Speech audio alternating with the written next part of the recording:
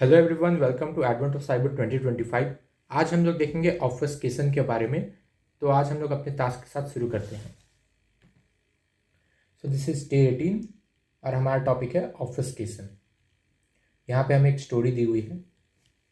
तो पिछले टास्क में हमने मिक्स किडी को फाइनली स्किप करा दिया था और मिक्स किडी अब वेयरविल पहुँच चुकी है। और यहाँ पे अब क्या है कि वेयरविल में फिर से कोई अटैक चल रहा है अपना। पूरी की पूरी TVFC हाई अलर्ट पे है। सिस्टम्स में बहुत सारी गड़बड़ी हो रही है, डैशबोर्ड स्पाइक कर रहे हैं। अपनी जो पूरी शॉप अलर्ट्स हैं बिना नॉन स्टॉप फायर किए जा रहे हैं। बहुत सारे अलर्ट्स आ रहे हैं अपने शॉप के डैशबोर्ड्स पे।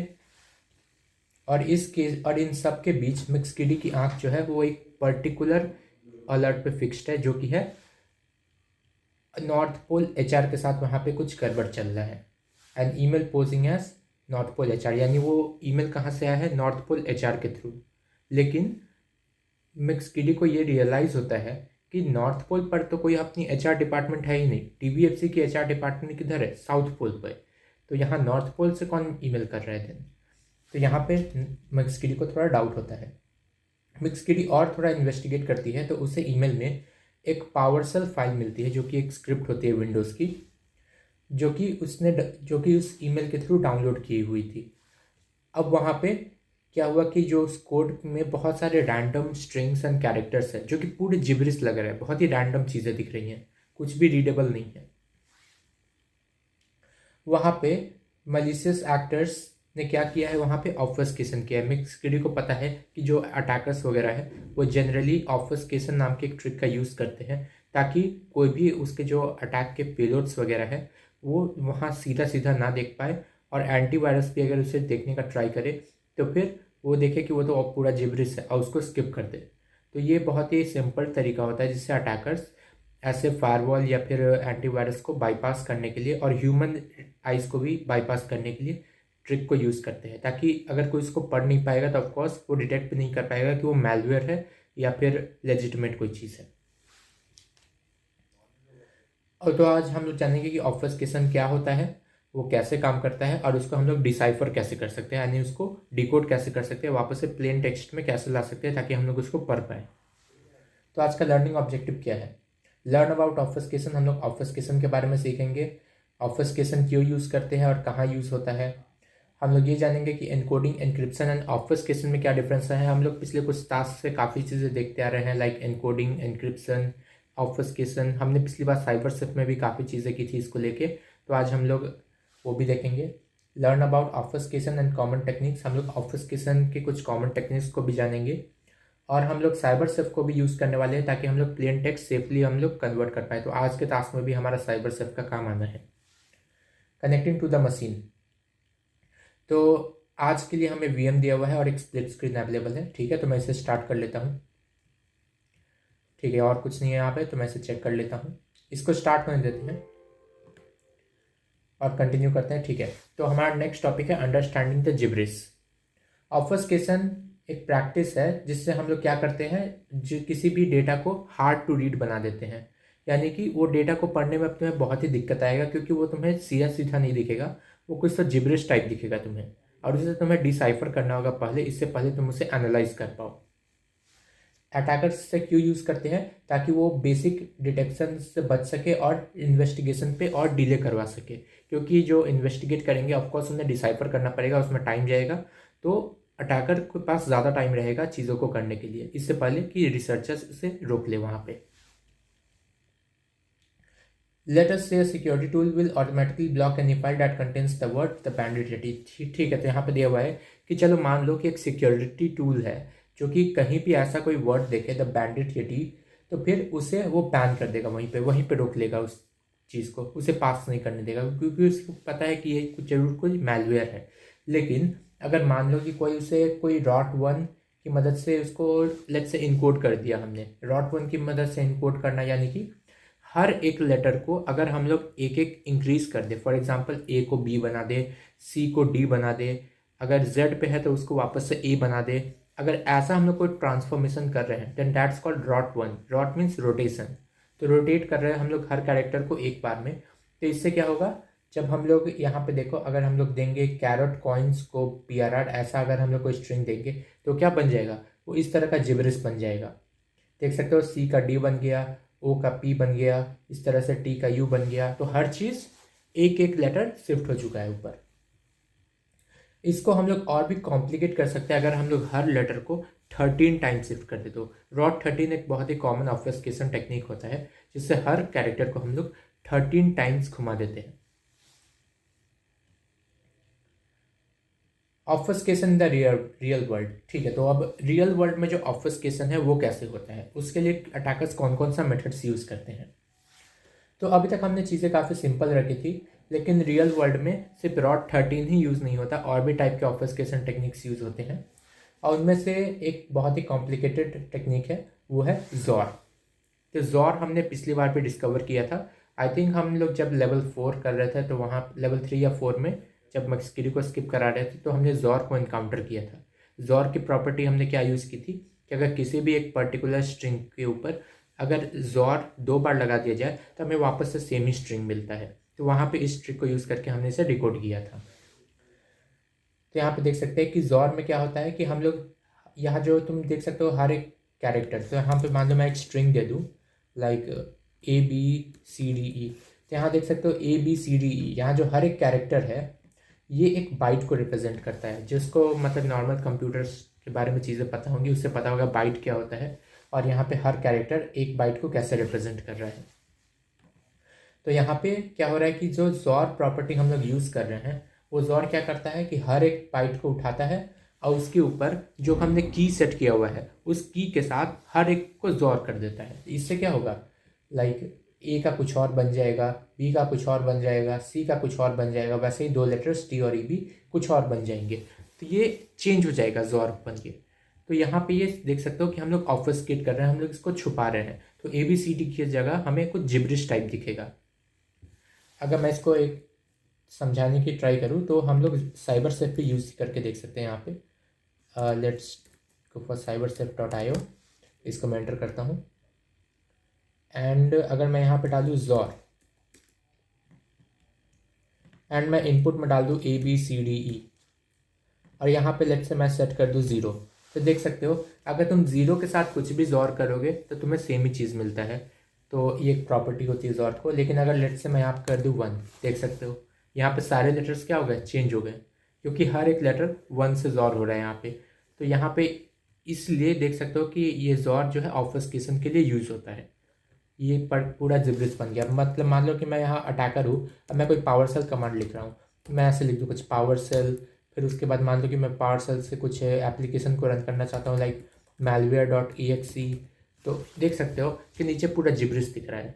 ये एंटीवायरस अगर उसको पता होगा कि ये क्या आता है अपना जॉर है और उसको की पता होगा, अगर जॉर एंड की अपने एंटीवायरस ने फिगर आउट कर लिया तब तो वो समझ जाएगा कि ये पावर सेल का कोई कमांड है। अदरवाइज वो फिगर आउट नहीं कर पाएगा एंटीवायरस और इसको पास करने देगा और फिर बाद में जाके अपने सिस्टम पे एग्जीक्यूट होगा। तो जॉर एक बहुत ही फेमस ऑब्फ्यूस्केशन की ट्रिक है रियल वर्ल्ड में।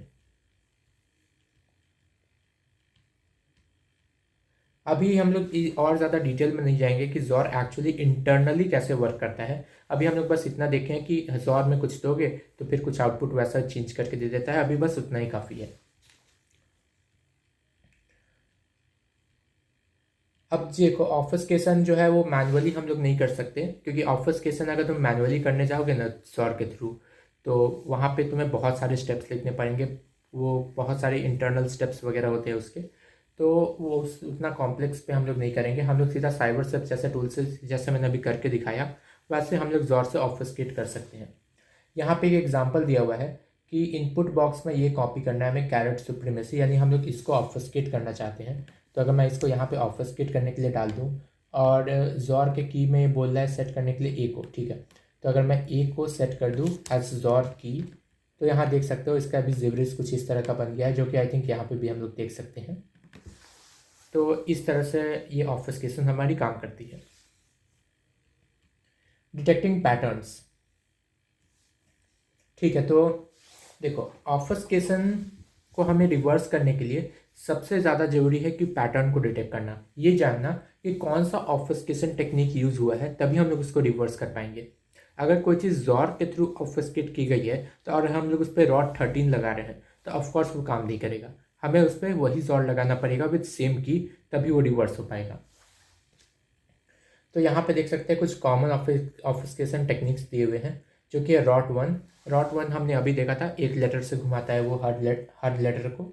रॉट 13 हर एक को 13 बार, हर लेटर को 13 टाइम्स रोटेट कर देता है। फिर उसके बाद बेस 64 हम लोग जानते हैं, पिछले टास्क में हमने कवर किया है। बेस 64 में क्या होता है, हम लोग जो भी इसको इनपुट देंगे वो कुछ एल्जेब्रिक स्ट्रिंग बन जाता है अपना, जिसमें A to Z और 0 to 9 ऐसे कैरेक्टर्स होते हैं। और कई बार उसमें प्लस या स्लैश ऐसे भी कैरेक्टर्स हमें देखने को मिले थे वहाँ पे। और देख रहोगे कि मैक्सिमम टाइम वो कैसे एंड हो रहा था, या तो इक्वल टाइम एंड हो रहा था, नहीं तो इक्वल से एंड हो रहा था। तो ये अपने बेस 64 को आइडेंटिफाई करने का तरीका है। फिर उसके बाद जॉर। अब जॉर को जो डिटेक्ट करने का ट्रिक है, वो जॉर को डिटेक्ट करना थोड़ा सा ट्रिकी हो सकता है, लेकिन अब अगर कहीं बार देखोगे कि अगर सीक्रेट बहुत ही छोटा हो, बहुत ही छोटा सीक्रेट यूज़ करे। फॉर एग्जांपल यहाँ पे हमने क्या यूज़ किया था, यहाँ पे हमने ए यूज़ किया था। तो यहाँ पे देख सकते हो कि कुछ कुछ बार पे तुम्हें रिपीटेड लेटर्स देखने को मिल सकते हैं। जैसे यहाँ देख सकते हो कि एक्स रिपीट हो रहा है कई बार, यहाँ पे देख सकते हो कि के भी रिपीट हो रहा है। तो यहाँ देख सकते हो कि अगर हम लोग लॉन्ग कीज़ को यूज़ ना करें जॉर में, तो हमें कुछ इस तरह के रिपीटेड कैरेक्टर्स देखने को मिल सकते हैं। इससे हम लोग आइडेंटिफाई कर सकते हैं कि यहाँ पे जॉर यूज़ हुआ है। अगर मैं इस की को थोड़ा सा लॉन्ग कर दूँ, लाइक कुछ इस तरह से, तो यहाँ पे देख सकते हो फिर भी आई थिंक यहाँ पे कुछ ना कुछ यहाँ पे देख सकते हो कि रिपीटिशन देखने को फिर भी हमें मिल रहा है। CA अगर हम लोग आर को देखें, आर ये कौन सा है अपना, ये आर है। फिर उसके बाद ये कौन सा है अपना, देख सकते हो यहाँ पे जो आर है, इस ये वाला आर क्या बना है, ये वाला आर अपना डॉट बन चुका है, ये पहला वाला आर। और ये अपना दूसरा वाला आर क्या बन गया है, ये वाई कैप ऐसा कुछ बन गया है अपना। तो यहाँ देख सकते हो कि अपना ये जो एनकोडिंग है ये और भी ज़्यादा कॉम्प्लेक्स हो चुका है। पिछली बार में आई थिंक अपना आर सेम आया था, मैं एक बार कंफर्म कर लेता हूँ। हाँ ये देख सकते हो यहाँ पे जो अपना आर है, इनका एक्स है। तो यहाँ पे आइडेंटिफाई करना ज़्यादा इजी था, लेकिन लॉन्ग कीज़ के साथ आइडेंटिफाई करना और भी ज़्यादा डिफिकल्ट हो जाता है, बिकॉज यहाँ पे देख सकते हो अब आर का मतलब डिफरेंट हो चुका है यहाँ पे।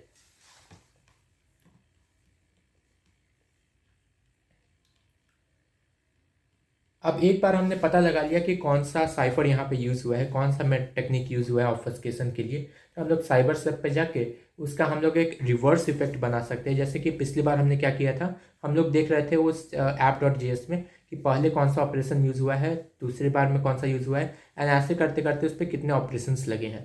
उसमें से हम लोग क्या करते थे, जो सबसे लास्ट में जो ऑपरेशन हुआ है, उस लास्ट वाले ऑपरेशन को हम लोग उसका उल्टा परफॉर्म करते थे पहले, सिमिलरली उसके बाद उसका उल्टा, एंड देन हम लोग करते करते सबसे अंदर वाले फंक्शन के अपोजिट फंक्शन को हम लोग अप्लाई करते थे, ताकि वो पूरे के पूरे फंक्शन को हम लोग न्यूट्रलाइज कर सके और हमें ओरिजिनल स्ट्रिंग देखने को मिल जाए। तो सेम चीज़ यहाँ बोल रहा है कि हमें एक रिवर्स इफेक्ट बनाना पड़ेगा साइबर सेट पे, ताकि हम लोग उसको डी ऑफस्केट कर सके। ऑफस्केशन के रिवर्स को क्या बोलते हैं, डी ऑफस्केशन। फॉर एग्जाम्पल अगर बेस 64 को डी ऑफस्केट करना है तो क्या करना होता है हमें, अगर वो हमें क्या यूज़ करना होगा, फ्रॉम बेस 64 क्या करता है, बेस 64 को डी कोड करता है, और टू बेस 64 क्या करता है, एन कोड करता है। तो अगर टू बेस 64 उस पर यूज़ हुआ है तो रिवर्स करने के लिए क्या यूज़ करेंगे, फ्रॉम बेस 64। अब यहाँ पे देखो, यहाँ पे अपना वैसे ही एक एग्जांपल दिया हुआ है, यहाँ पे अपने इस बेस 64 को डी ऑफस्केट किया गया है फ्रॉम बेस 64। तो यहाँ नीचे देख सकते हो आउटपुट दिख रहा है अपना प्लेन टेक्स्ट में। Unfamiliar patterns. अब कई बार होता है कि हम लोग समझ नहीं पाते कि यहाँ पे एक्चुअली लिखा क्या है। फॉर एग्जांपल यहाँ पे कोई जिब्रिश स्ट्रिंग दिया हुआ है और हम लोग समझ नहीं पा रहे कि इस पे जॉर यूज़ हुआ है, रॉट 13 यूज़ हुआ है, बेस 64 है। एक्चुअली में बहुत सारे मेथड्स होते हैं, तो कुछ 3-4 ही दिए हैं। रियल वर्ल्ड में बहुत मेथड्स होते हैं, अब उन मेथड्स में से कौन सा यूज़ हुआ है हमें नहीं पता चल रहा। तो ऐसे में क्या करते हैं, साइबर सेफ के पास एक ऑपरेशन होती है which is called as magic. तो अगर मैं वापस आऊँ तो आई थिंक हमारे पास एक मैजिक ऑपरेशन होता है। मैं लेट मी सी मैजिक किधर है। अगर मैं इसको रिमूव कर दूं, देखते हैं हमारे पास मैजिक है क्या इधर, मैजिक, हाँ ये देखो हमारे पास मैजिक है। अगर इस मैजिक को मैं ऐड कर दूं एंड इसको मैं यहाँ पे कोई भी स्ट्रिंग दे दूँ, हेलो। तो ये ट्राई करता है कि इसमें से जो भी अपना वैलिड चीज़ें हैं वो निकाल के दे सके। फॉर एग्जांपल अपना कैरेट सुप्रीमेसी हमने यहाँ लिख रखा था, तो यहाँ पे देख रहे हो क्या कर रहा है, ये बता रहा है कैरेट सुप्रीमेसी पॉसिबल लैंग्वेजेस कौन कौन से हो सकते हैं। ये उस इनपुट के बारे में जितनी हो सके उतनी आउटपुट निकालने का ट्राई करता है, यानी हमें एक ओवरव्यू देता है कि हम लोग एटलीस्ट समझ पाए, इनिशियल एक गेस ले पाए कि यहाँ पे क्या यूज़ हुआ होगा, एटलीस्ट हमें थोड़ा सा आइडिया मिल सके। इसलिए हम लोग साइबरसेफ के मैजिक टूल को यूज़ करते हैं। यहाँ पे देख सकते हो इसने मैजिक टूल के ऊपर यहाँ पे एक स्ट्रिंग दिया, तो यहाँ पे क्या आ रहा है, इसने बेस 64 डिकोड ट्राई करके यहाँ पे एक रिजल्ट दिया है। फिर उसके बाद डिकोड टेक्स्ट करके यहाँ पे UTF-16 के साथ एक रिजल्ट दिया है। फिर डिकोड टेक्स्ट यहाँ पे UTF-16 BE के साथ यहाँ पे रिजल्ट दिया है। तो यहाँ पे इसने बहुत सारे पॉसिबल चीज़ें ट्राई की हैं और इसमें से देख सकते हो एक काम भी किया है। तो अपना ये मैजिक टूल भी कई बार हेल्प कर जाता है। अब ऑफ कोर्स जो अपना मैजिक टूल है वो सारी चीज़ें कैच नहीं कर सकता। तो अगर उस मान लो कि उसने 2-3 ऑफिसकेशन टेक्निक्स लगाए होंगे, फॉर एग्जांपल पहले उसने बेस 64 लगाया, फिर जॉर कर दिया, फिर उसके ऊपर से रॉट 13 कर दिया, तो ऐसी चीज़ें मैजिक टूल डिटेक्ट नहीं कर पाता, वो हमें खुद से फिगर आउट करनी पड़ती है। लेयर्ड ऑफिसकेशन। अब ऑफिसकेशन को हार्डर करने के लिए और भी ज़्यादा मुश्किल करने डी ऑफिसकेशन को हार्डर करने के लिए, ताकि हम इसे डिकोड करने में और भी ज़्यादा मुश्किल हो, हम लोग मल्टीपल टेक्निक्स को कंबाइन कर देते हैं। जैसे कि मैंने अभी बताया, लाइक बेस 64 के ऊपर जॉर के ऊपर रॉट 13। तो यहाँ पे भी ऐसा एक एग्जांपल दिया हुआ है कि मान लो कि हमने पर्टिकुलर एक चीज़ को gzip के साथ, या gzip हमारा गनजिप होता है, गनजिप के साथ हमने उसको पहले तो कंप्रेस कर दिया, फिर उसको जॉर कर दिया। लेट्स से हमारा की का वैल्यू यहाँ पे दिया हुआ है एक्स के साथ जॉर कर दिया, एंड देन फाइनली उसको बेस 64 एनकोड कर दिया, जिससे ये पर्टिकुलर स्ट्रिंग ऐसा कुछ अपना देखने को मिली है। तो यहाँ पे अपना ऑफिसकेटेड स्ट्रिंग मिल चुका है हमें। अब ऐसे चीज़ों को डिक्रिप्ट करने के लिए हम लोग क्या करेंगे, जो चीज़ लास्ट में हुई है वो चीज़ पहले करेंगे, और हर स्टेप में उसका उल्टा फंक्शन अप्लाई करेंगे। सो फॉर एग्जाम्पल लास्ट में क्या हुआ था, बेस 64 एनकोड, तो first step will be base 64 decode. तो यहाँ पे क्या है, बेस 64 डिकोड। उसके बाद जॉर से एक्स हुआ था, तो जॉर का उल्टा भी जॉर ही होता है, तो जॉर विथ एक्स। फिर उसके बाद कंप्रेस विथ गनजिप था, तो डीकम्प्रेस विथ गनजिप। तो यहाँ पे देख सकते हो वैसे ये दिया हुआ है कि पहले बेस 64 डिकोड है, फिर अपना जॉर किया हुआ है एक्स के साथ, फिर गनजिप के साथ यहाँ पे इसको डीकम्प्रेस किया गया है। Unwrapping the Easter egg. Okay, तो लकीली मिक्सकिडी को कुछ यहाँ पे फिशिंग ईमेल में कुछ यहाँ पे रिसीव हुआ था। उसने क्या किया कि वहाँ पे तो लकीली मिक्सकिडी ने कुछ फिशी डिटेक्ट किया है जो ईमेल हमें मिला है, और उसने वहाँ से एक पावरशेल स्क्रिप्ट निकाला है उसके PDF से, और उसको एक VM पे रख दिया, एक वर्चुअल मशीन पे, ताकि हम लोग उसको फिगर आउट कर सकें। There is some obfuscation in this script. उस स्क्रिप्ट में कुछ ऑफिसकेशन ट्रिक्स यूज हुए पड़े हैं, एंड हमें उसकी हेल्प करना है फिगर आउट करने में कि वो ऑफिसकेशन टेक्निक है क्या। Open santastealer.psn ps1 located on VM desktop in the Visual Studio by double clicking it. It will take a moment to open and navigate to the start here section of the script.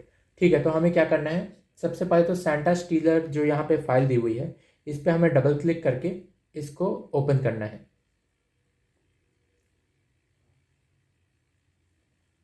यहाँ देख सकते हैं ये open हो चुका है। मैं काम करता हूँ, इसको एक फुल स्क्रीन विंडो में ओपन कर लेता हूँ ताकि एक बेटर व्यू दिखे। मैं इसको मिनिमाइज कर लेता हूँ। ठीक है, तो यहाँ इसे मैं मैक्सिमाइज कर रहा हूँ, और हमें स्टार्ट हेयर सेक्शन पे जाना है। ठीक है, तो स्टार्ट हेयर, तो पार्ट 1 यहाँ पे क्या है, डीऑफिसकेशन। तो टू डू, तो हमें क्या करना है, step 1, deobfuscate the string present in the C2B64 variable and place the URL in the C2 variable। ठीक है, तो $C2B64 वेरिएबल में जो चीज़ लिखा है ये, इसे हमें deobfuscate करके यहाँ C2 वेरिएबल के अंदर लिखना है। तो ये अपना टास्क है, तो मैं इसे पहले कॉपी कर लेता हूँ ताकि इसे हम लोग डीऑब्फ्यूस्केट करके ट्राई कर सकें। तो सबसे पहले तो मैं यहाँ पे साइबर सेफ पे जाऊँगा और इसे मैजिक टूल से पहले देखते हैं कि मैजिक टूल क्या करता है। ओके, तो यहाँ पे क्या चल रहा है। ओके, यहाँ पे देख सकते हैं कि हमें काफ़ी सारे रीजनेबल रिजल्ट्स देखने को मिल रहे हैं। तो रिजल्ट स्निपेट्स में हमें यहाँ पे देख सकते हो कि यहाँ पे सारी चीज़ें सेम दे रहा है, ये कुछ जिब्रिश दे रहा है। तो यहाँ पे क्या है, फ्रॉम बेस 64, यानी बेस 64 डिकोड किया गया है यहाँ पे। ठीक है, तो मैं इसको एक बार वेरीफाई भी कर लेता हूँ। अगर मैं इसी इनपुट को मैजिक टूल के बजाय अगर हम लोग सिर्फ फ्रॉम बेस 64 लगा दें, यानी बेस 64 डिकोड लगा दें सिर्फ, तो भी देख सकते हो हमें एक रीजनेबल आउटपुट मिल रहा है। तो मैं इसे कॉपी कर लेता हूँ एंड इसे हम लोग C2 वेरिएबल के अंदर पेस्ट करके सेव कर देते हैं। सेव। ओके, नेक्स्ट क्या करना है, part 2 obfuscation. To do step 2, obfuscate the API key using the XOR single byte key 0x37 and convert to hexadecimal. Then add the hex string to the obfuscated API key variable. Then run the script again to receive the flag 2 from the validator. Okay, okay, I think हमें इस वाले को run करना था ये करके, तो मैं काम करता हूँ इसको एक बार रन कर देता हूँ पहले, उसके बाद हम लोग पार्ट 2 पे प्रोसीड करते हैं। तो मैं यहाँ पे टर्मिनल पे आता हूँ। इस let's go here and let's go for PowerShell। मैं डेस्कटॉप पे जाता हूँ, यहाँ पे dir करके देखते हैं है क्या अपना स्क्रिप्ट। हाँ है, तो सैंटा स्टीलर PS1 इसको रन करते हैं।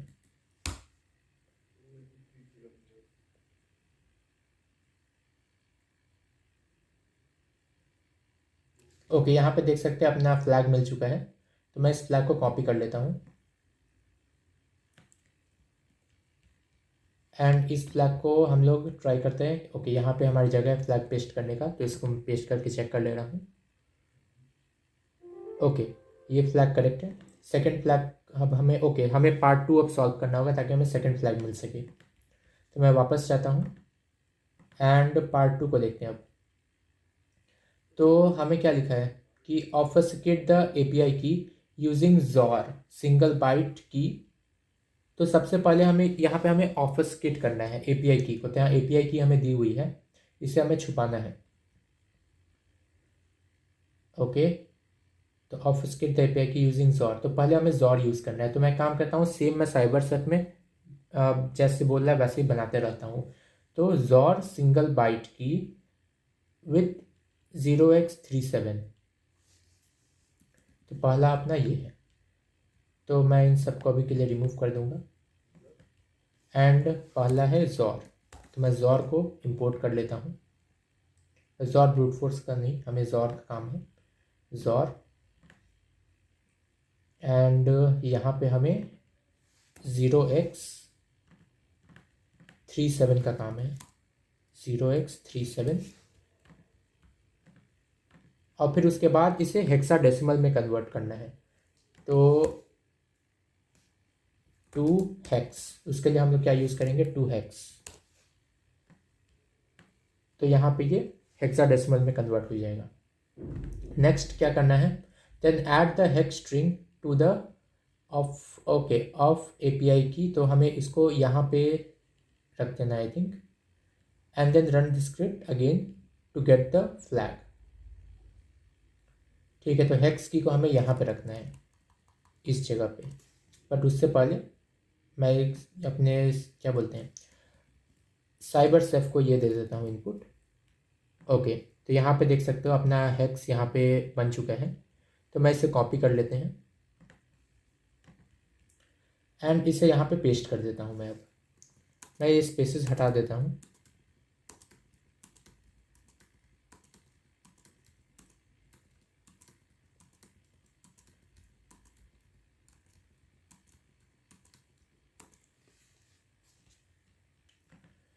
ओके,